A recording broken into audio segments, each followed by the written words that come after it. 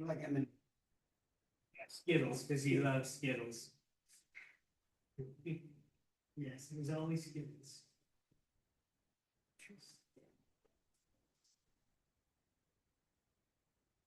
Okay, well, good morning, everyone, and welcome to Northern Lights Center for Spiritual Living. We're a community of people dedicated to using spiritual and practical principles to create lives we want to live. And Northern Lights Center for Spiritual Living offers practical and spiritual tools to make positive changes in our lives.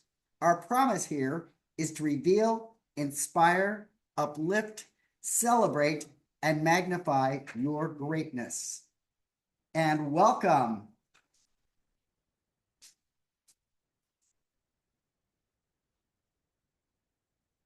We acknowledge our presence here on the traditional and unceded lands and waters of the first people of Seattle, the Duwamish and Coastal Salish peoples.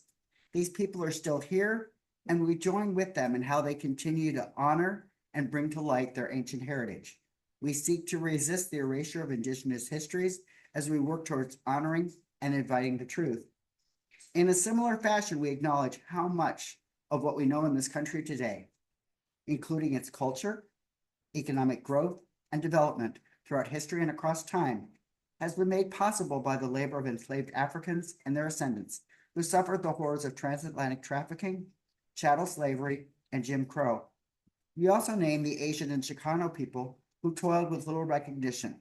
We are indebted to their labors and sacrifices, and we acknowledge the tremors of that violence throughout the generations and resulting impacts that can still be felt and witnessed today. Please join me for our opening song, Woke Up This Morning.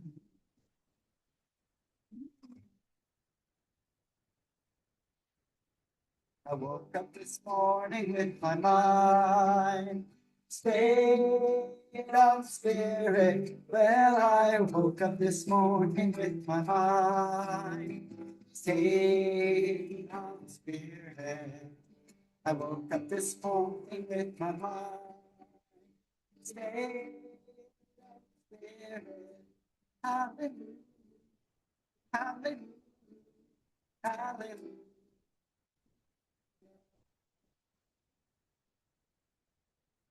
Walking and talking.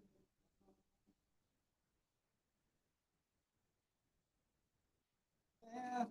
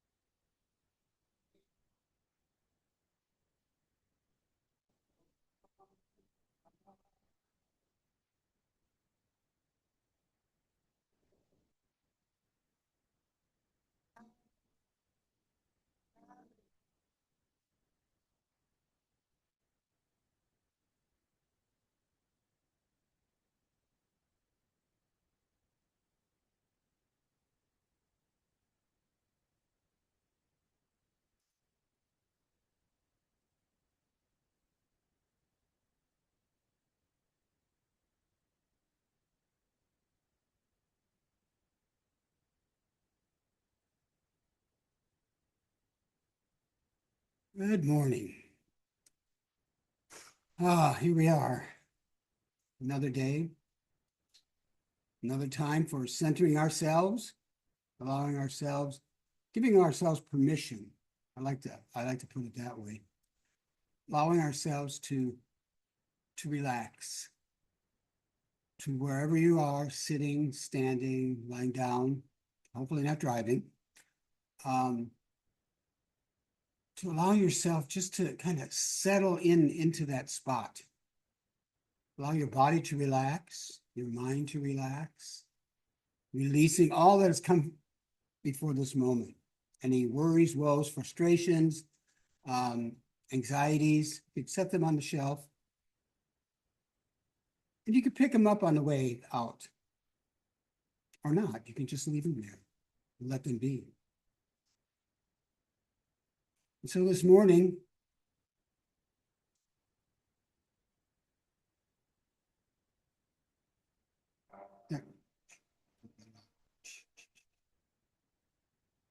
I'm going to invite us to take 3 nice deep breaths in.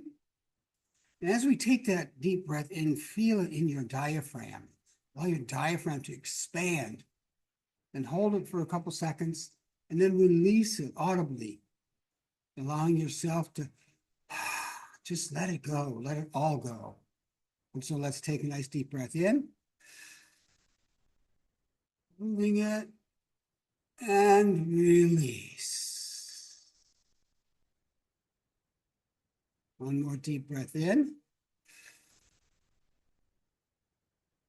And release. And one more time, deep breath in. And release. Today, I would just like to invite us to focus on what it is like to live on the edge, to not hold back, to allow ourselves to be free without fear, without worries. Allow ourselves to just be free. Free to live life to its fullest.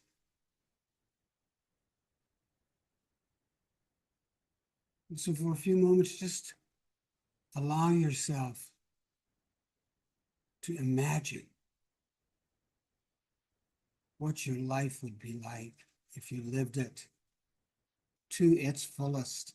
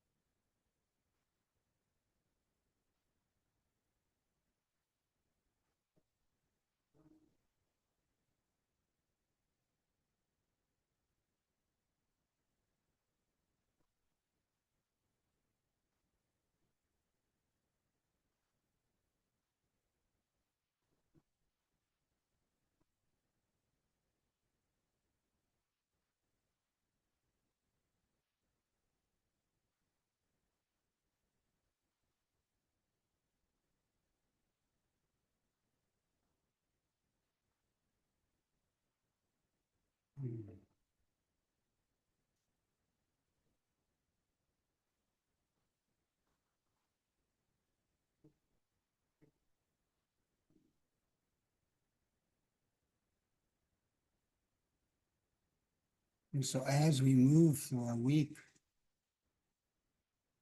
stepping out and living our lives on the edge, allowing ourselves to be free free from that fear of anything that holds us back.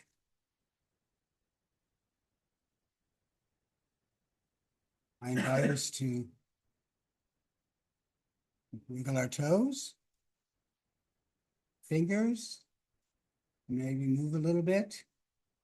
When you're ready, come back to the room. And so it is.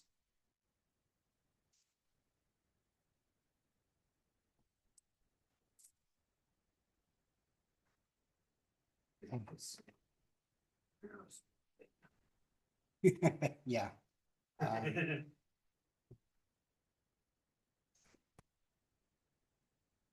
Okay. Let's do our declaration. We'll say that 3 times through. We are an expanding and loving community working in a field of infinite potential. We are an expanding and loving community working in a field of infinite potential. We are a expanding and loving community working in a field of infinite potential. So it is. So, oops. And now, the reading. The reading today comes from The Inward Journey by Howard Thurman. It is a world-shattering disclosure that the stream of life is a single stream, though it takes various forms as it spills over into time and space. This disclosure is made to anyone whose discipline sends them on a high adventure within their own spirit, their own inner life. By prayer, by the deep inward gaze which opens the eyes of the soul to behold the presence of God, a person feels the steady rhythm of life itself. God seems to be behind the scene of all persons, things, and events. The deep hunger to be understood is at least seen to be one and the same with the hunger to understand. Out of such an experience, a new perspective emerges. Consciously now, the primary function or mission of life becomes that of achieving an act.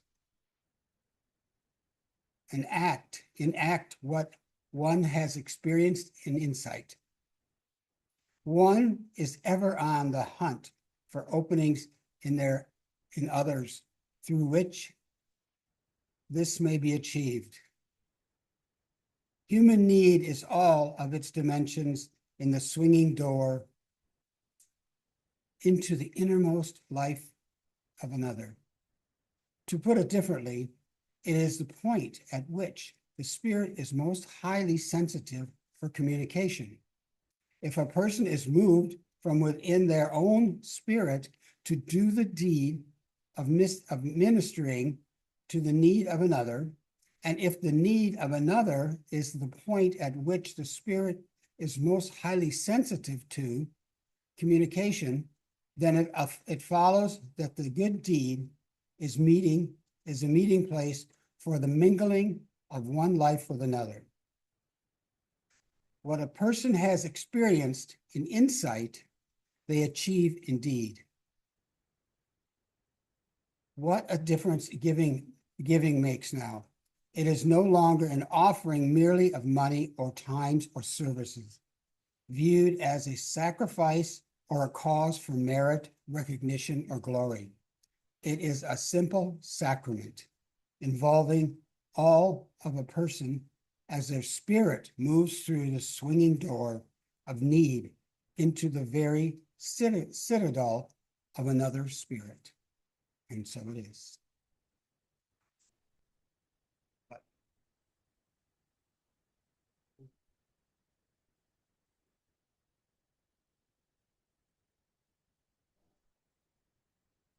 So we're gonna have a little pause before the music because Michael's computer decided to restart while we were going on.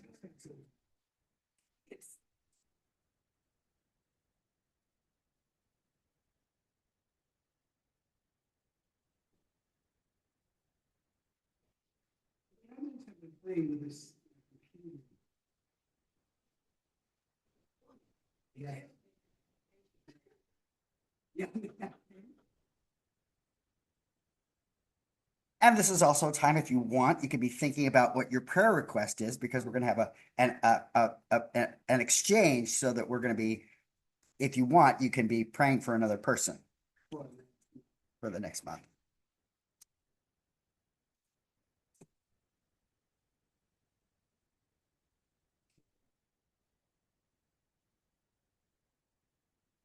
Don't be as our lovely sister.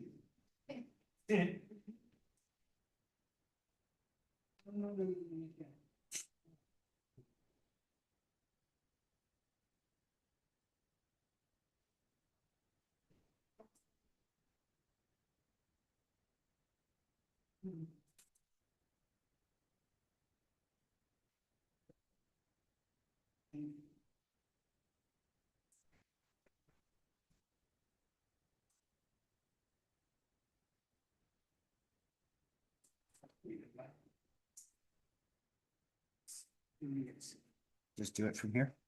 I got into my email to get the song. That's not the one.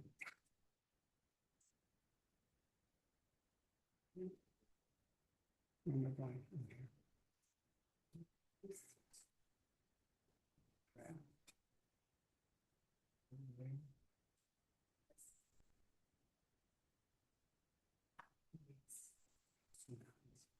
If you're trying to put questions on, one room that's freezing and the other is way too hot. On top of that, just feels like. Share.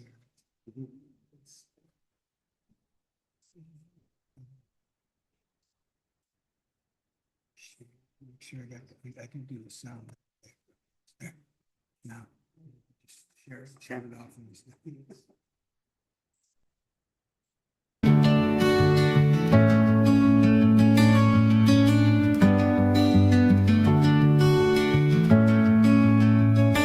In the silence of your heart, can you hear the call?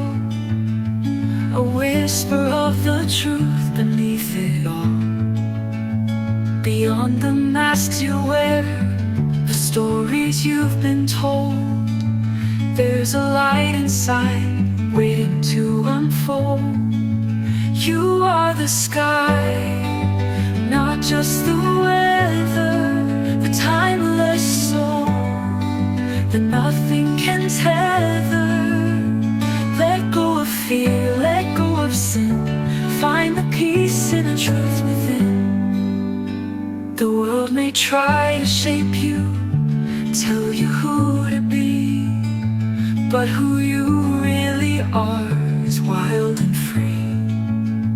Not bound by name or form, not lost in time or space. You're the quiet witness, the eternal grace. You are the sky, not just the weather, the timeless soul that nothing can tether. Let go of fear, let go of sin, find the peace in the truth within. In the stillness, in the now, you can see, you can allow every thought to fade away, to reveal the dawn of a brighter day. So close your eyes and take a breath, feel the love inside. It's always been with you, your perfect guide. No need to search, no need to roam, you've always been the one already home. You are the sky, not just the weather, the timeless soul that nothing can tether. Let go of fear, let go of sin, find the peace in the truth within. So when the world feels heavy and shadows start to creep, remember who you are, into the deep. The truth within is shining. It's where you must begin. And in that light, you'll find your peace within.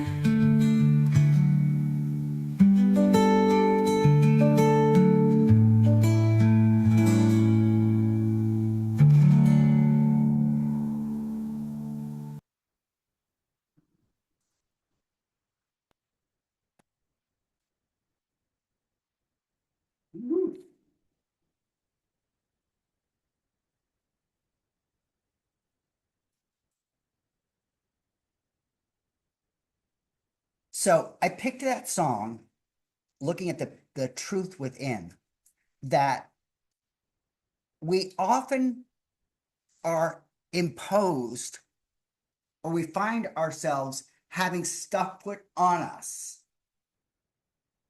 How many times, if you think in the last 3 days, has something out there disturbed us within? I mean, some people don't watch the news because they do not want to be unsettled by what is happening in the world today. I was just inviting a consideration of the past 3 days. If I were to go to think of the last month, you could probably spend the next hour. Well, so we are in a time where impossible things are happening on a daily basis. I remember when I was a child reading the diary of Anne Frank and being so shocked how the German people captured the Jewish, captured the queer, captured the gypsies, as their language was. How a whole group of people was targeted to be exterminated. And I was just so shocked that a group of people could be accepting of this. And Anne Frank talked about what it was like to be the target of this and how to make a life in the midst of it, being separated. And Anne Frank didn't survive. Anne Frank and her family were captured, and Anne Frank didn't survive. I remember my reaction to learning about dropping the atomic bomb, not just once, but twice on Japan. Japan was ready after the first drop, but the second drop, we want to make really sure that they're really punished. I was stunned that this was stuff in American history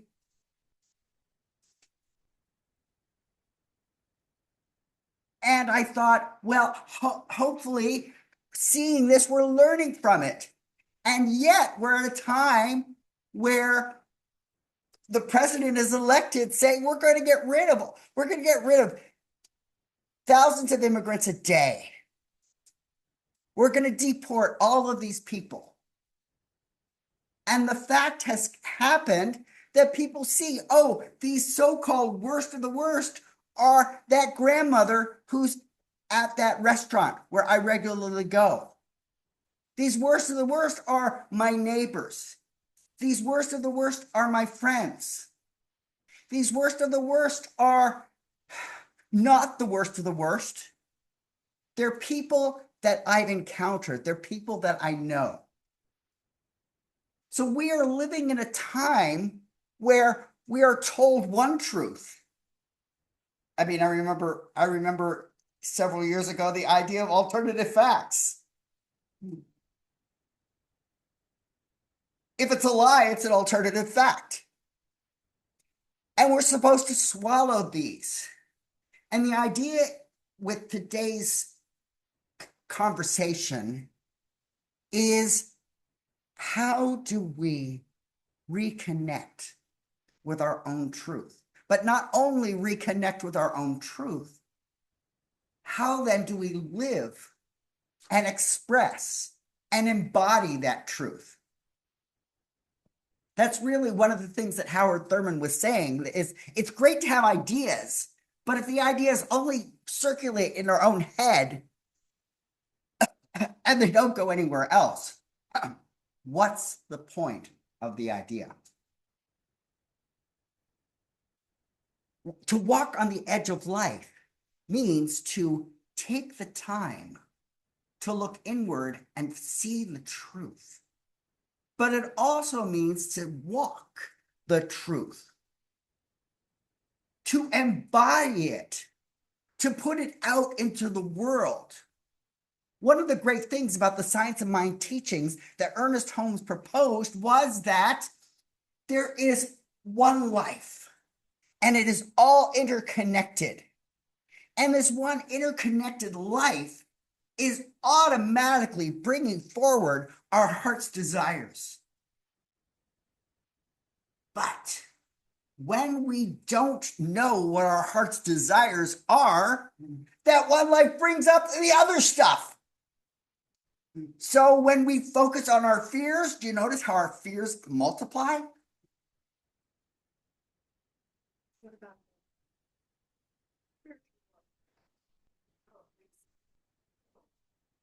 that's where we're at right now. There's angels, there's demons. Don't you think here on earth, here we are the earth angels, chosen? And ice. Why would you shoot a woman in the face unless you have no soul, unless you have no empathy? You wouldn't do it as a man. You would not do that as a human. You would do that if you were a demon. Well, That's what makes me mad, because it's spilling into our everyday life now. And if we're seeing it on TV, it is not right. I'm sorry. That just came over me. Excuse me. so with this teaching from Ernest Holmes, the idea is that our thoughts and feelings come out into the world. And I'm not in a position to speak about angelic or demonic possession or embodiment with today's talk, but rather what is it that each of us can do in response to what's being imposed on us. To raise our vibration. So yeah, to raise our vibration and to embody the values that we have discovered from the truth within. We've all heard the idea of the still small voice. This is an extension of that recognizing to take the time to be present to the still small voice. When a person harms another person, they're acting from a place of fear, not acting from a place of truth.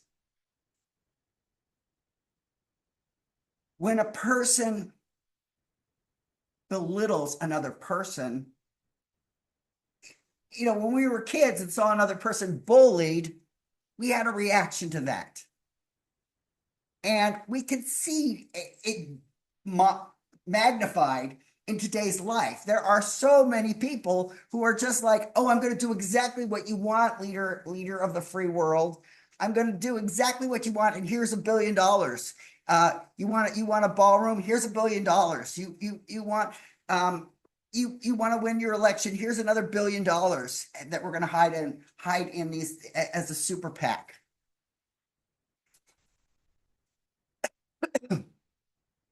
We see these things that are the antithesis of truth. So how do we embody truth rather than merely responding to our emotions of anger or fear or disgust? We can let our feelings give us guidance, but the idea of Ernest Holmes was that we have this powerful tool, our minds and our thoughts. How do we direct our thoughts? How do we direct ourselves in response to our feelings? Do we let our feelings overwhelm us? Or do we call forth our thoughts to change how we might respond? Can we hold to a steady inner vision and inner truth and then embody it out in the world? Can we give expression to our truth out in the world, not merely to hold it and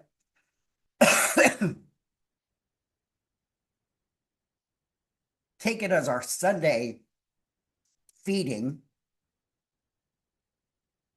but to make it our daily action? So I'm gonna talk about 3 things.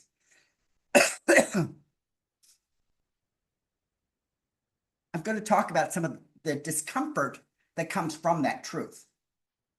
Because when we're acting from our truth, it doesn't always make us the most popular person. So the second thing is that I just want to emphasize how this teaching not only expands our ideas and our minds, it expands how we embody them with our actions. And then the third thing I want to look at is that edge.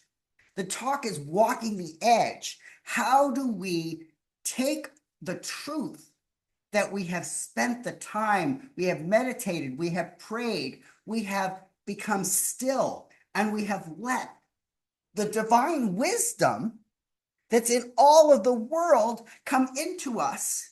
How then do we put it out into the world?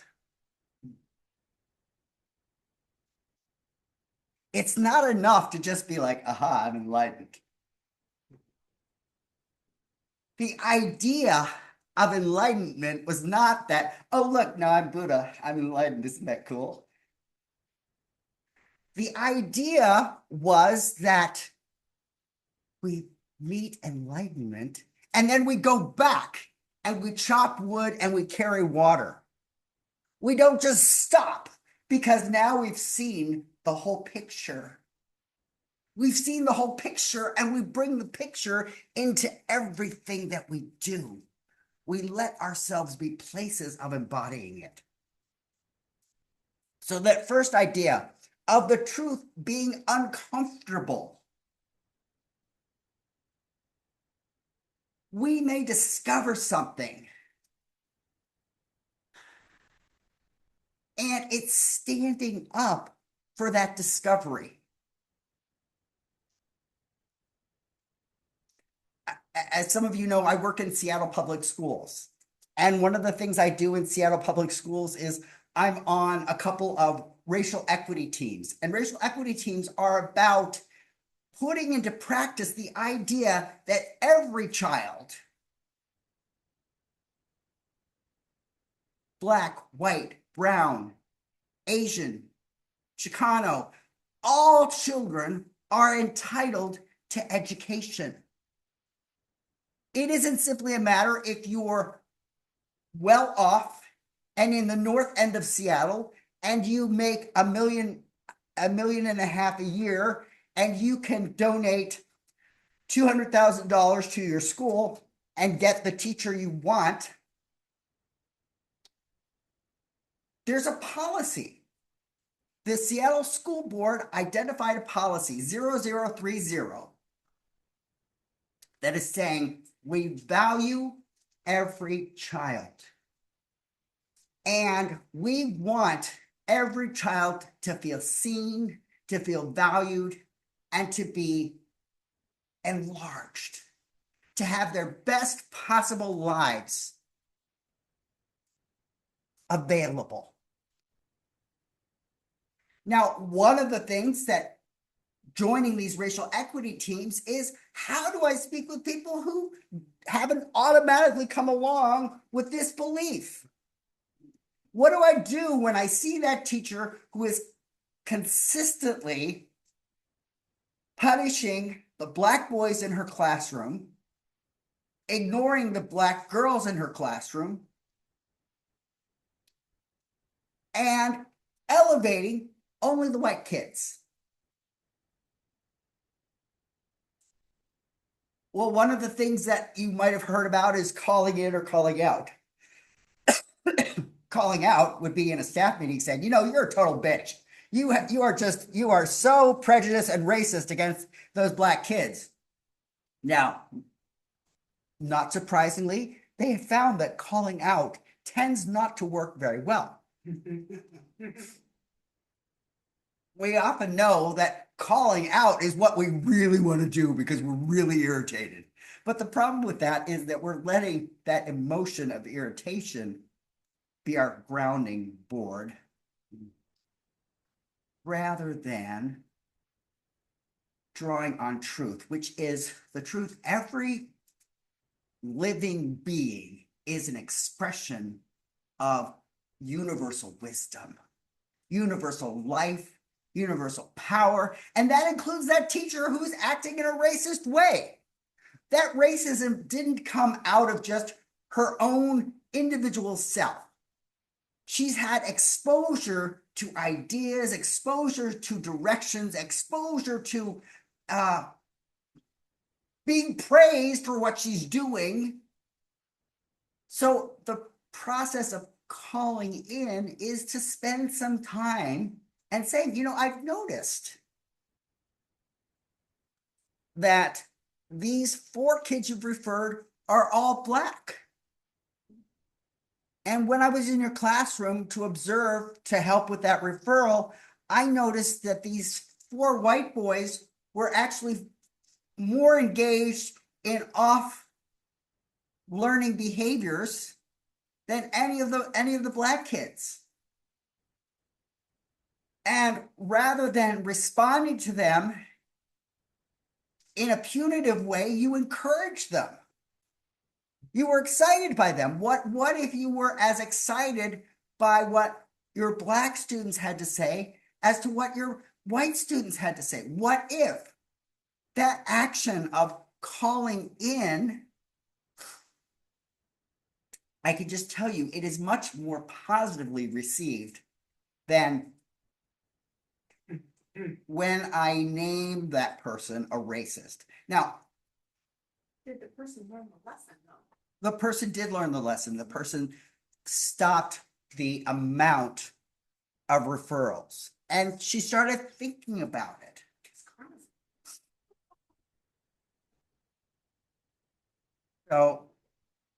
So one of the things about that notion of truth is that we encounter moments of discomfort in that. I mean, it would have been far easier for me to just pretend that I didn't notice. But the problem with that is that I'm reinforcing a system that has allowed this to go on. Now, I don't know what situations you're encountering, but my belief is that you have opportunities when you have a truth that that you could bring it forward rather than just letting it be a return point for ease and comfort. I mean, truth can bring ease and comfort, but truth is bigger than that. Ernest Holmes, the founder of the Science of Mind, described, we generally seem to resist change, even that which is better for us. We also appear to resist being what we really are. We need to learn carefully and surely to permit ourselves to accept the fuller expression of the mind within us.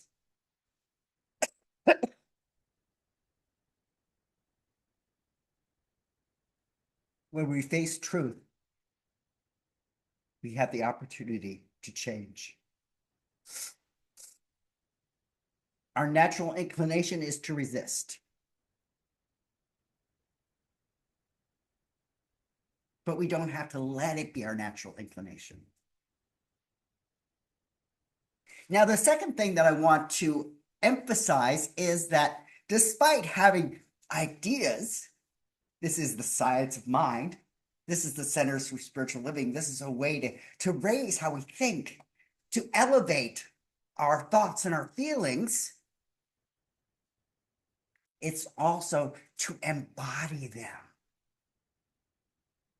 So we can have lots of great, beautiful ideas, but if we don't bring them forth into our lives, then it's just like an old record, and we no longer have a turntable to hear the record. It's there.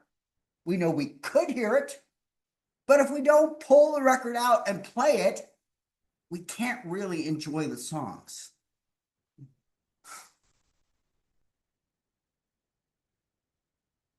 This teaching is about practice. It's about how we live our lives.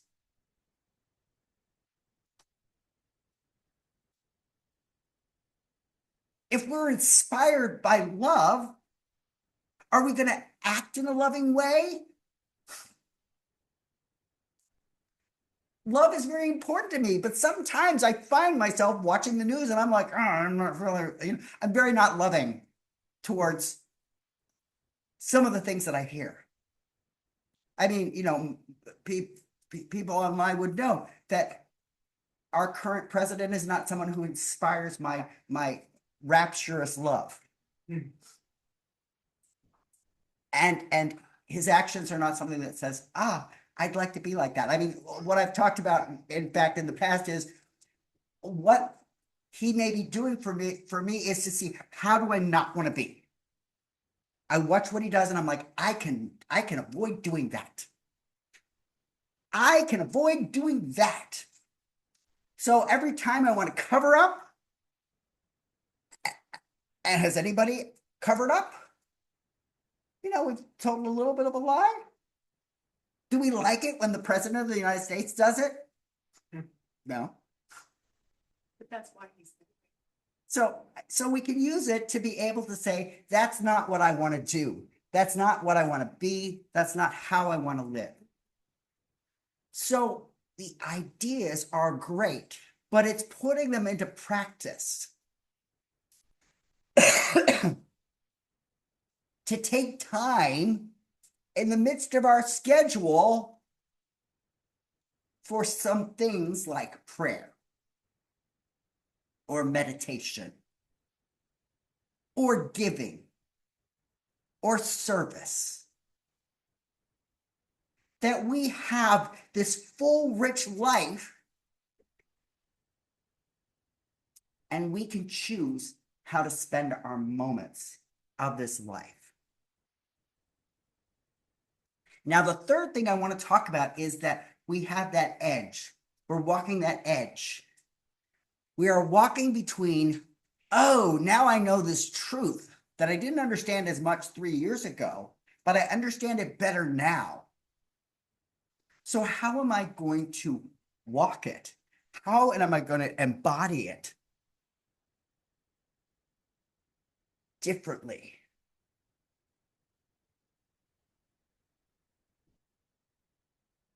Walking on the edge is about recognizing that we get to walk as close to the edge as we want.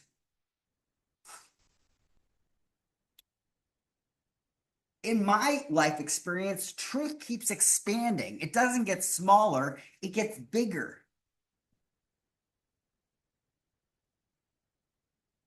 I mean, I remember growing up and driving past poorer neighborhoods, and I heard my mother say, look at how these people don't care for their homes. And I just took it in. I was a kid. But the fact was, now I know that those people didn't own those homes. They were owned by slumlords who bought up the land, bought up the property, and then did nothing to ever repair the properties or take care of them.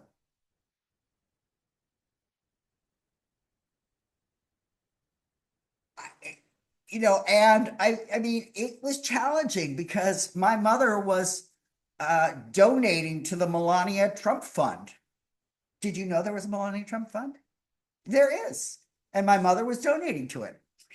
And when we went to her home, we said, this is really disturbing. And, it's one of those things, it's a calling in moment because I didn't do it when she was at dinner with her friends. I said, it's really disturbing because what this person is talking about is the opposite of what your children are doing. My sister is a speech and language pathologist, and she helps kids of all diverse backgrounds be able to use language more successfully. And she's been doing her work on a grant. She was part of a 25-year study about how early language delays can end up showing up later on in school. And we know that now because she was part of this group that studied this. Now, it all makes sense, but it doesn't make sense until you looked at it. Now, I'm not saying my mom changed, but at least I was able to bring it to her attention. And at least I was able to have her pause and think. Didn't mean she changed her action, but it did let me change my action. At least I had done what I could. I explained what was troubling me. And then I could be freer about it rather than holding on that resentment. Oh, you've been voting for that person. You've been donating money to that.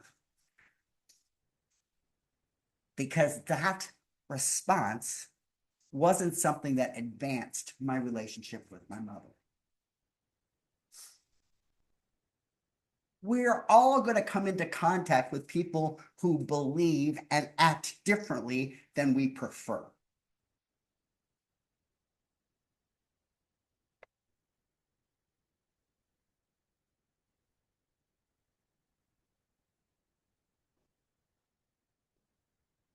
And the invitation is, how do I, if I really believe in love, how am I a loving presence rather than what they're expecting from someone who doesn't believe what they believe?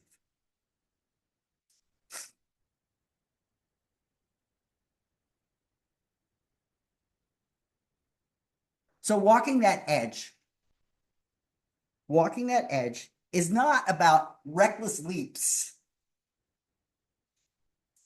It isn't about just walking into a school, hearing somebody say something and being like, I'm going to go and talk with that person because I am disgusted by you. Again, I just say because that emotion of disgust doesn't tend to generate the most loving way of responding. Yeah. Food from goodies.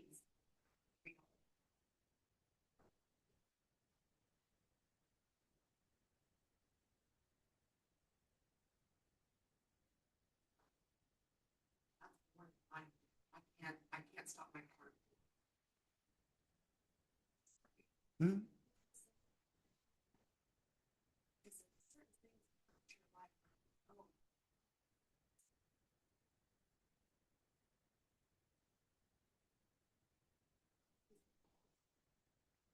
So Lisa was saying that she was driving and she saw somebody harmed on the street, and she knew that she didn't have the wherewithal to take care of that. So what she did was she prayed. How do we put our attention on the most positive outcomes where we're seeing need?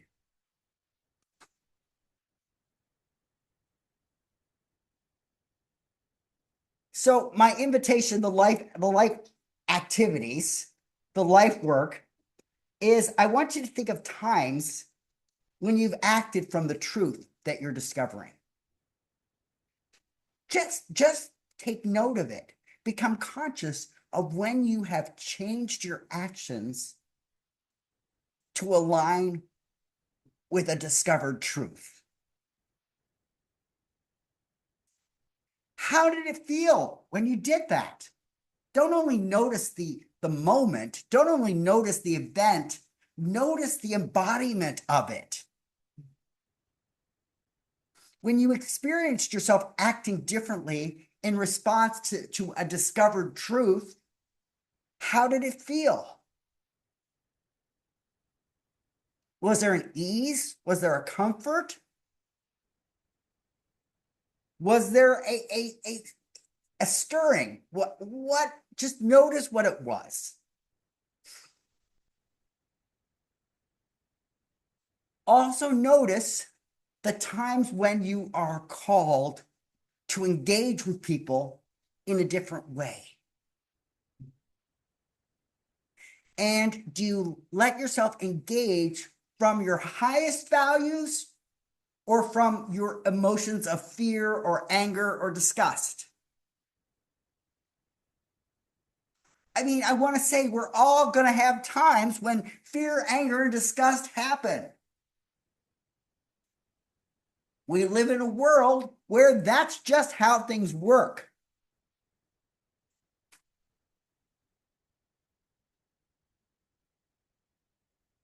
And notice the difference when you let yourself move from those places of love or truth or freedom or beauty rather than anger, irritation, disgust, shame.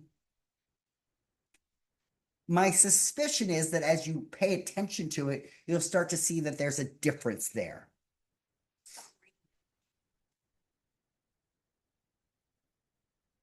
So the last thing is just take the time and ask the question, where am I being invited to show up more fully? Where am I being invited to show up more fully? It might be that honest conversation with that person that's really driving you crazy. It might be an act of generosity.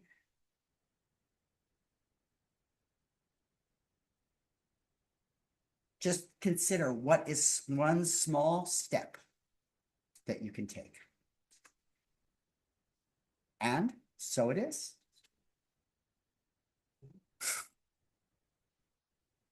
Thank you for the people that were on YouTube. We appreciate your being here and we look forward to seeing you again. Have a great week.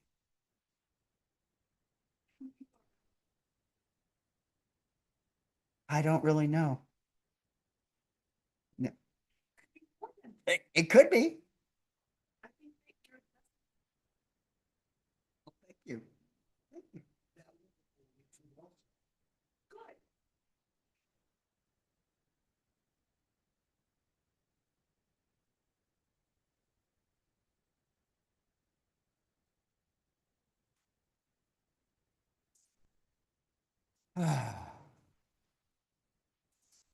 So today, as you may know, or you'll find out right now, is Prayer Exchange Sunday, which we do on the second Sunday of each month.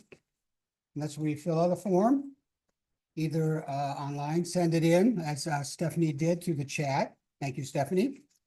Or the form here, and then we put it in a little basket. And then we pass it back around and we take one out. So it's quite easy to do.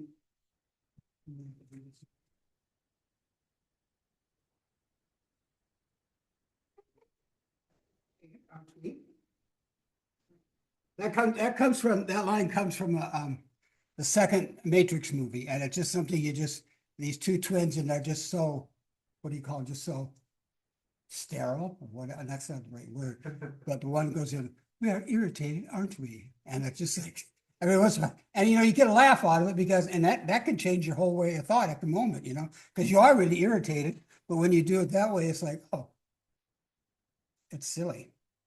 So this, I just want to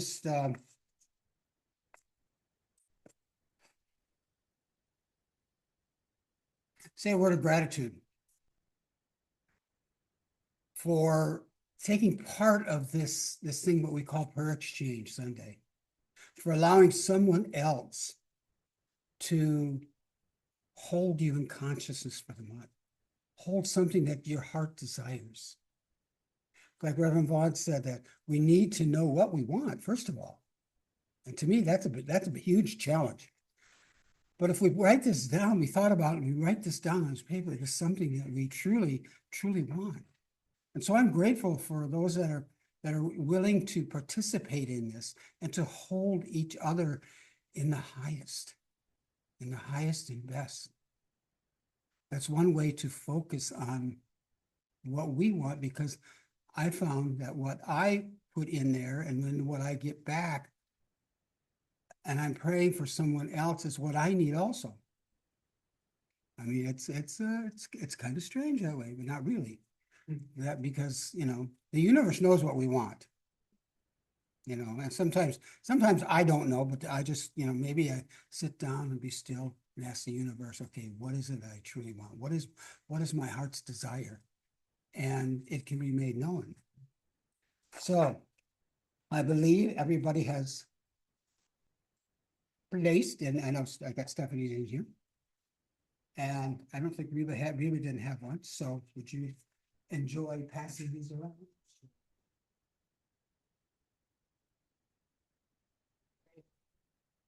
And you fill out, we will pull one for you, and then I'll send it to you via email. So you don't feel left out, which is good. Yeah. Yes, you know, you may want yours, but you know. Okay. Yes, we'll do it. Oh, well, yeah, that happens sometimes. Where am I? Oh, okay. Okay, I'm gonna get rid of you.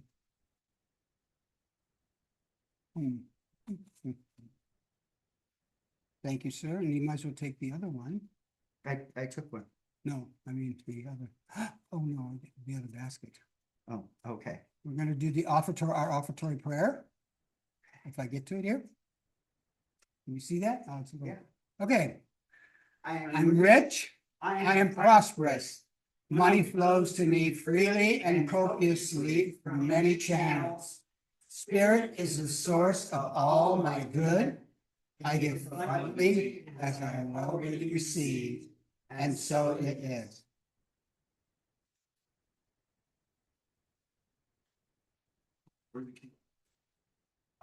We have a queue on the website. Well, we also have them here.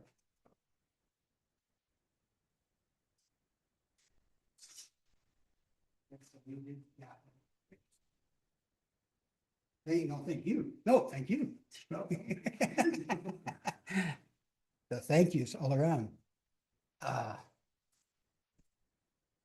Yeah, and I like the one point that Reverend Vaughan said about in here was that the truth can be uncomfortable. And that is so true. When you need to, or you feel the urge to maybe, like he was saying about that teacher, talking to that person, that's not the easiest thing to do. And it's not sometimes confronting people and, you know, not calling them out, calling them in, you said? Yeah. Yeah, calling them in, because they may hear it, they may not hear it. But you've done, like you said, you've done what you could do. So, I want to give thanks for all that's been given this day and every day. And I want to give thanks for your attendance, your participation, your presence on this earth. For each of us are here for a reason and on purpose.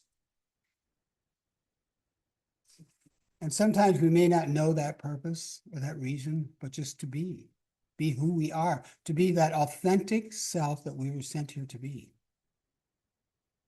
be our authentic self.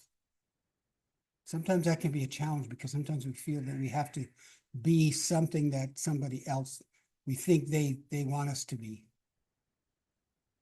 And that is a challenge, not to fall into that trap. So I give thanks for you showing up as your authentic self. And so I give thanks for this day. I give thanks for all that is right here and right now. And so I release, I let go, and I say, and so it is. Now, our announcements. Well, today, of course, you know, is Prayer Exchange Sunday. I'm skipping that one there. It's 17th, we have core council meeting. Next Sunday, Stephanie will be speaking. She's taking over the third Sunday, except for next month. She'll be doing the fifth Sunday. A little flexibility here, little juggling around. And then on March 1st, you know, that workshop that was supposed to have been February 1st? Well, that's kind of shifted to March 1st. Oops. I'll go back. I have to cancel this.